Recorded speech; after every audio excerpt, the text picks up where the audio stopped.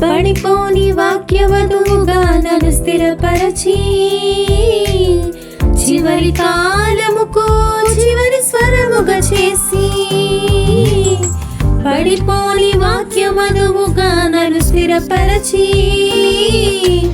చివరి కాలముకు చివరి స్వరముగా చేసి వరునిగా నీ వచ్చి 7 ముద్రలు నాకిచ్చి నీ భార్యగా సిద్ధపరచుచున్నా